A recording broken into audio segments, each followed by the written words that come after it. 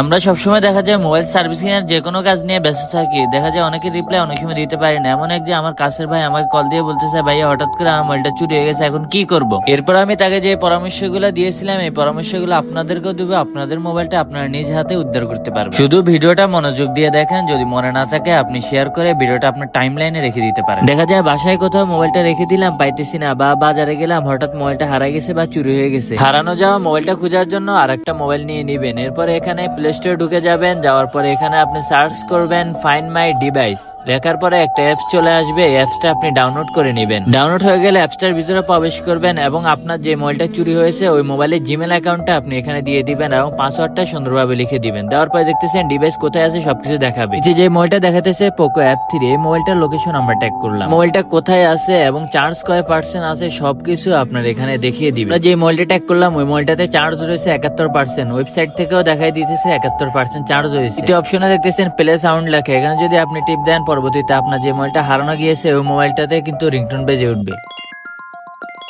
মোবাইলটা যদি sound option সব বন্ধ থাকে তবুও কিন্তু রিংটোন বেজে উঠবে। আপনার মোবাইলটা কই আছে আপনি খোঁজার জন্য অনেকটাই সহজ হয়ে যাবে। এরপরে যদি মনে হয় চোরে মোবাইলটা নিয়ে গেছে বা পাওয়ার কোনো সম্ভাবনা নাই, ওই ক্ষেত্রে আপনি যে কাজটা করতে হবে, আপনারা 3 নাম্বার অপশনে ক্লিক করে দিবেন। এরপর নিচে ক্লিক করে দিবেন, উপরে একটা নাম্বার দিবেন যে নাম্বারে আপনার সাথে যোগাযোগ করতে পারবে। একটা নাম্বার লিখে দিবেন। এরপরে আপনার এখানে একটা মেসেজ লিখতে হবে, যে মেসেজটা দেখে যে মোবাইলটা নিয়েছে তার জন্য একটু মায়া দয়া হয়।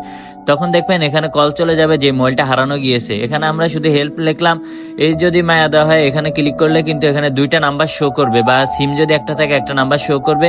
এখান থেকে আপনার ওই নাম্বারে কল দিতে পারবে আর আপনার মোবাইলটা আপনাকে ফেরত দিতে পারবে।